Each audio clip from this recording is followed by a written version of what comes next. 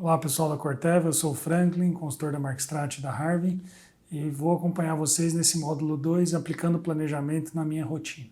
Tá? É um módulo composto por 3 vídeos e no vídeo de hoje, o primeiro da sequência, nós falaremos sobre criação de planejamento eficiente. Tá? Então, o dia a dia do vendedor de maneira geral, planejado antes de ser executado. Pessoal, só uma curiosidade para vocês aqui. Vocês sabiam que geralmente consultores de venda, representantes comerciais, RTVs, enfim, que trabalham na distribuição, né, ou na indústria de insumos, acessando canais e produtores rurais, gastam apenas menos de 40%, aproximadamente 34% do tempo total disponível deles com vendas. Então, menos de 40% do tempo está disponível ou é utilizado para venda, né?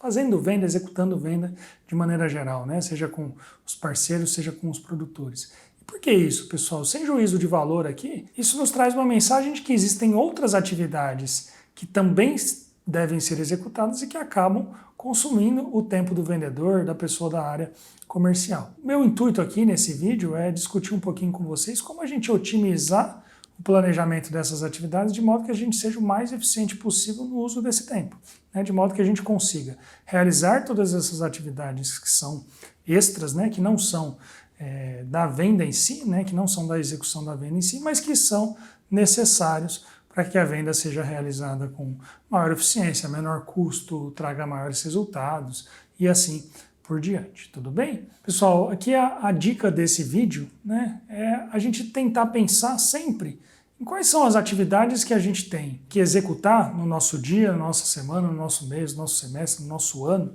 né, no nosso ciclo ali de trabalho, que precisam ser executadas, seja estando no cliente, seja dentro do escritório, na nossa casa, na revenda parceira, dentro da Corteva mesmo, né? Então a dica aqui é que, num primeiro passo, você mapeie todas essas atividades que são esperadas de você, né? Lembre, tem atividades administrativas, de CRM, de cadastro de clientes para crédito, de preenchimento, eventualmente, de rotinas que são requisitadas pela gerência comercial, de modo que possa ser acompanhada as suas atividades, de modo que possam ser traçadas estratégias. Então, o primeiro ponto aqui é tente mapear todas as atividades que devem ser executadas por você para que você consiga organizar o tempo e colocar essas atividades dentro desse tempo que você planejar e acabar não ficando com uma necessidade de trabalhar horas a mais porque você utilizou todo o seu tempo no campo e acabou não reservando um tempo para essas atividades extras que você já sabe que existe de maneira geral. Lembre, o recurso mais valioso que a gente tem é o tempo, né? E ele é finito. Por mais que a gente queira se desdobrar, nosso dia vai ter sempre 24 horas, nosso mês vai ter sempre os 28 a 31 dias ali, a gente não consegue aumentar nada além disso. Então, organizar o seu tempo de modo que você consiga cumprir todas as suas atividades é muito importante. Um segundo ponto aqui que eu acho que é bastante importante, né, e quando a gente fala principalmente de planejamento, que é etapa que a gente realiza antes de ir para campo, antes de estar em contato com o cliente, com o prospect, é tentar pensar numa estratégia de otimização de tempo. Então, vamos pegar a nossa matriz de priorização aí de agricultores que vocês conhecem bem, né? Vocês têm 4 quadrantes nela e cada um desses quadrantes tem uma estratégia, se a gente for parar para pensar, de acordo com, obviamente, os resultados de faturamento e do tamanho da oportunidade. Então, pensem.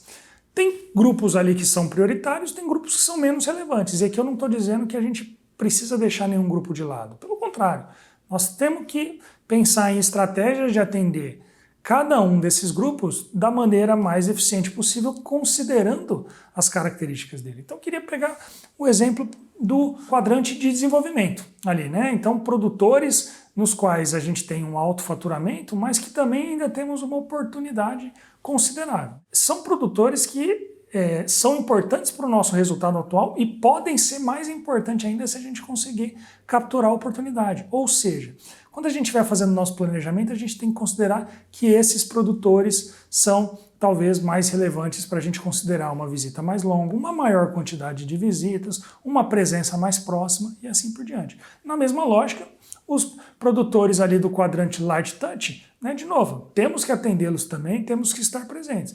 Mas vejam que ali são menos relevantes para o nosso resultado e as oportunidades são menores.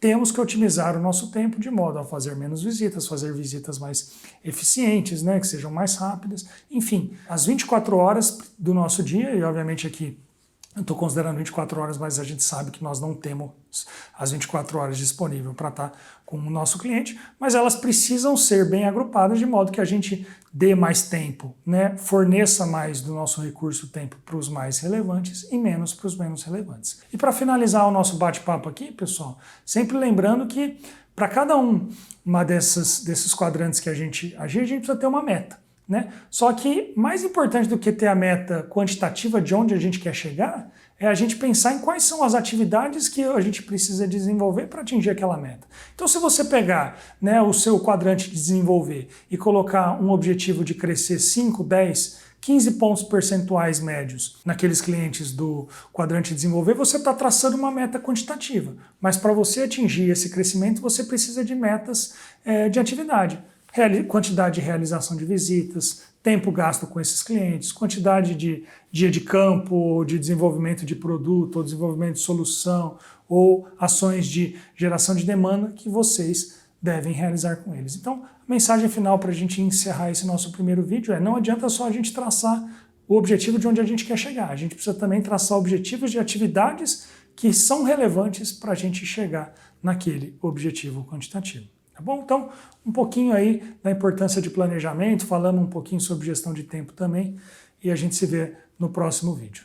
Tá bom? Muito obrigado e até o próximo.